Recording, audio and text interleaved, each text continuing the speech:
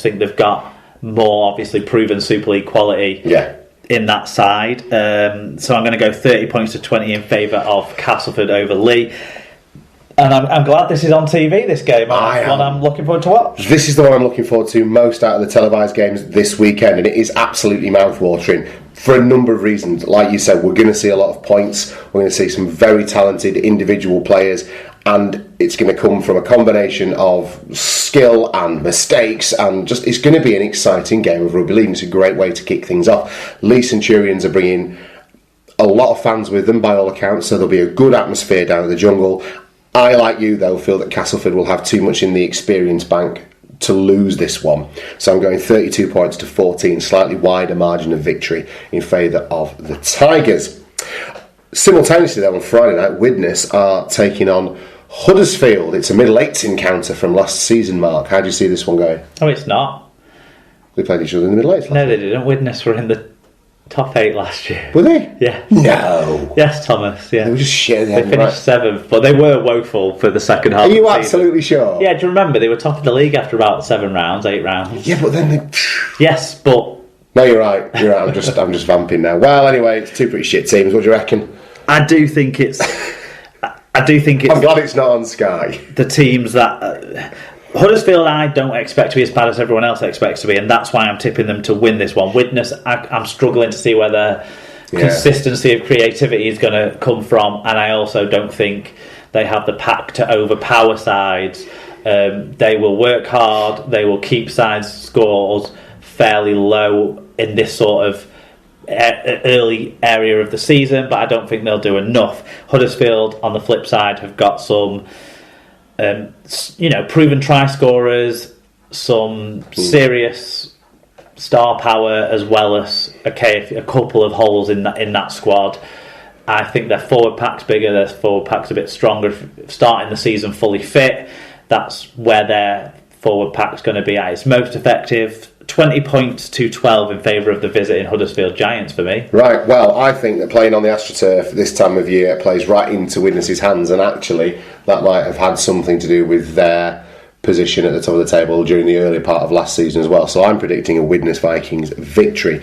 Slow to get out of the blocks for Huddersfield Giants with a massive turnover in terms of recruitment. There are weaknesses in both sides, and I take on board what you're saying about Huddersfield's ability to spark. I think on a rainy Friday night on a pitch that they're not used to playing on, it's quite a different kind of surface that Widnes understand, that you might see an inverted commas surprise result. So I'm going to go with Widnes, 24 points to 12. I think everyone will be training on 4G pitches towards the end of this week with the snow flurries that are predicted. You would hope so. Well, at least they'll be comfortable with it by Friday night. They'll be getting the sandbags out down at Leeds, won't they? On to Saturday afternoon then, and Salford take on Wigan at the AJ Bell. Mark, will you be there? Will you not be there? That's up in the air at the moment. But how do you see this one going? Because I'm gutted that I forgot to buy tickets, but I'm hoping there'll be an increase in our allocation.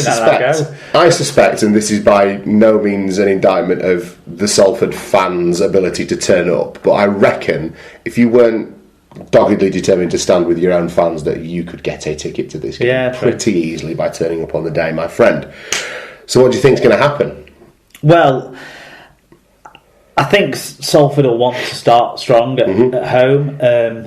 I don't think they've got a strong enough team, though, to beat the Wigan team. I think Salford are one of the teams impacted by injuries already, with people like Jones, Murdoch, Masilla out of the reckoning, and Wigan, on the other hand, should have pretty much the grand final side available to select short of two positions, and the two positions are wing, where they've brought back Joe Burgess to replace Josh Charnley there, and fullback, where Morgan Escaré has actually looked like he's filling in quite well with the squad. So, with lots of forwards to choose from and a half-back partnership that looks pretty decent from the minutes, relatively limited minutes they've had together, Williams and Luluai, I think they'll go better than a Salford side who are missing a couple of the big punches. I think you'll win as well. 28-20 is my prediction for Wigan. Oh, fantastic. Well, we've gone exactly the same way then. I've also predicted 28-20. I thought you were going to go with a broader scoreline, to be honest with you. I think you'll definitely win. I don't think it'll be a cakewalk by any stretch, though.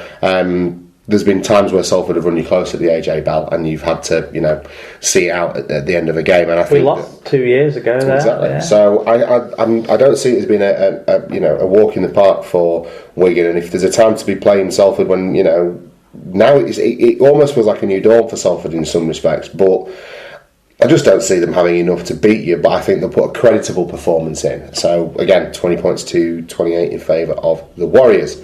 Saturday afternoon, then, down in the south of France, sees the Catalan Dragons taking on the Warrington Wolves with Kevin Brown, though. So, Oh, is he definitely past fit to play? But, I was just taking the piss out of the fact that it's Kevin Brown. Oh, right, because the last I read, he was in... Oh, is he injured as well? Maybe not, then. Oh! Declan Patton and Kurt Gidley. Which would be my preferred choice at half-back. But anyway, Warrington down in the south of France, mate.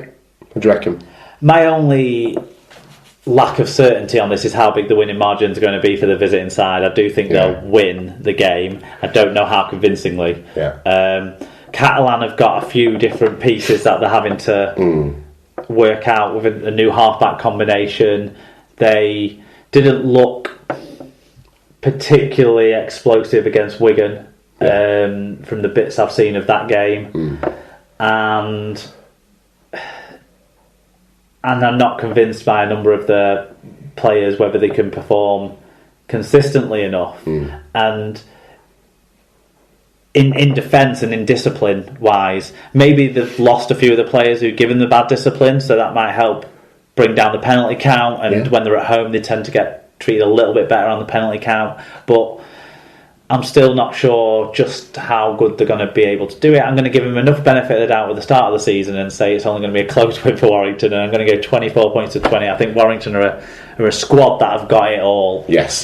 So they'll be the early front runners for me in this league. Yeah, I agree with you, but I think it's going to be a wider winning margin. I think as Lauren Fraser starts his final season as Catalan Dragons coach, you're going to see, is it not?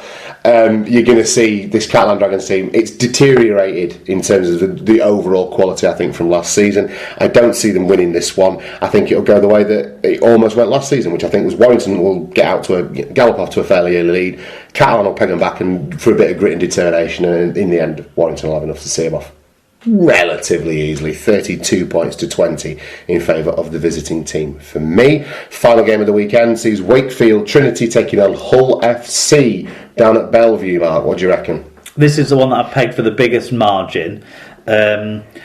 Wakefield did beat Hull, didn't they, in pre-season? Did they beat Hull in the pre-season game? Wakefield have had a more promising pre-season than Hull. They beat Leeds in pre-season, didn't they? And they've been a couple of other sides as well. They've looked good going early doors. Yeah. Plus, Fafita's got some match practice now. But I think Hull have got better players than Wakefield have got, and that's why I'm going to tip Hull to win this game. It wouldn't shock me if it turned around. And I've picked pretty close margins in all of these fixtures. Yeah. But I'm going to say Hull FC 30 points to 18. I think they've got a settled unit from last year, and everyone's pretty much fit and ready to go for this year. So I think that Hull will get a win here against a relatively weaker 17. Right. I'm inclined to think that Hull will win, but I think if this game was being played middle of the season, when everyone knew about each other a bit more, you'd probably see the result you're talking about. I think opening weekend, when everyone's up for it and there's that psychology at play, that you'll see a closer result, and I probably actually think you'll get a good game out of this one. I've got Wakefield losing by 4, 18 points to 22. I take everything you say on board about Hull's quality versus Wakefield's. I just think that in front of the Bellevue fans, first weekend of the season, getting some, first hit out, I can see this being close and being a bit tightly fought and being a bit more of a banana skin than Lee Radford would like, even though I think they're going to come away with the win. So 22 points to 18 for me, closer than some have predicted. I wouldn't be shocked if every single one of these games goes the opposite way to I've predicted them. I'll throw that out there at this stage. I think it could be the most open. It's quite an evenly balanced. Could be the most open Super League yet. Yes, and certainly this weekend's fixtures are very well balanced, and they are tricky to pick, aren't they? But don't forget to make your Super Brew predictions and to make changes to your Dream Team lineups as well. You can follow all the action as it happens this weekend thanks to our friends at SL Clubs on Twitter. Championship game of the week, Mark. What do you think? London versus Hull KR. Doesn't throw the two full-time sides out there and see how they get on. Yeah, that's it. London at home will... they'll certainly have learnt something about their own resolve and determination after the game at Swinton, if nothing else. Yeah. Also, you'd think they'll be working hard on their attacking structures to become a little bit more flexible and looking for where the opportunities lie rather than where Jared Samet stood more. And that will benefit them. On the other hand, Hull KR will be flying high. They've got the strongest squad in the division. This is, on paper, their toughest game away against the other full-time club, and coming early in the season. It's an interesting one. So you're going for Hull KR? Oh, yeah. Well, I'm going for London. I'm going for Hull KR off the back of seeing London and thinking there's things that they need to fix up and work on yet. Right, okay. Well, I think there's things that Hull KR need to fix up and work on. They had a resounding victory over the Bulls under-19s last weekend. That's fine and dandy. And they can certainly score points. But I think defensively there's things that there are still questions to be asked about this team defensively. Not so much the fact that they conceded 24 to the Bulls, but that does beg the question: do they have defensive lapses in them? There's some quality attacking players out there, no doubt. But if they're up against a team that's got a bit more pushback against them, are they going to make mistakes that are more costly to them? And it's a long trip down to London, and the Broncos will want to lay down a marker. This is a massive target for the Broncos as well, to say, hang on, we're also competing in this league and we want to make a bit of noise about getting back into Super League 2. I'm going to go for a London win. I just think if it comes down to a shootout on the Trailfinders pitch, Hull KR have got bigger guns. There you go. But again, it's an exciting one that could go either way. Yeah, absolutely. Okay. It's the NRL All-Stars game as well on Friday. It is. Not sure if it's on Premier Sports, but I assume it will be. You would expect so, wouldn't you? There you go. Jordan Turner. Keep an eye out for Jordan Turner. Yeah, there you are. Okay, so that is the world of rugby league well and truly covered for the first time in this, our 4th season of Super League Pod. All that remains for us to do is wrap up the show.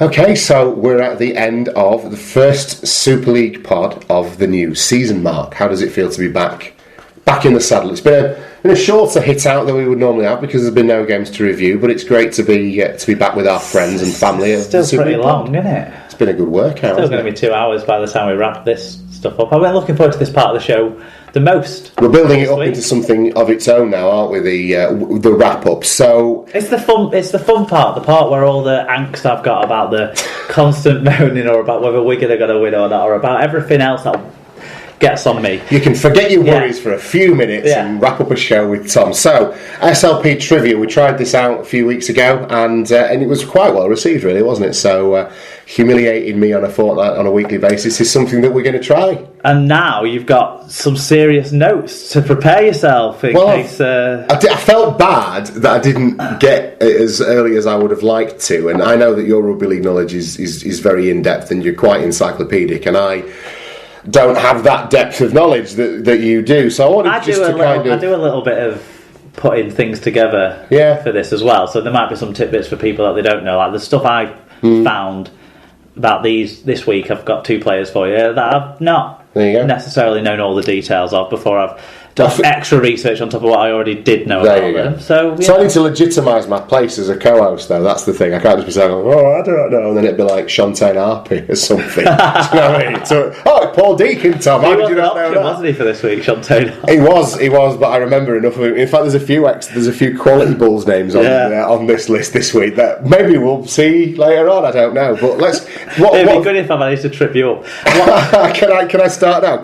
Brian Noble. Right, so what have you got for us then? Right, it's just birthdays. All right, brilliant, like last cool. time. Okay. So your research has served you well. Well, we'll see. Okay, this first person turned 39 years old today. Right. Okay. Do you have any specific notes for whose birthdays on what day? No, but I know roughly how old some of these people are. So looking down my list, there's a couple that I think could qualify, but let's keep going. So 39 today. Go on. He's played in winning grand final efforts in both the NRL and Super League that fell 10 years apart. Okay. Right.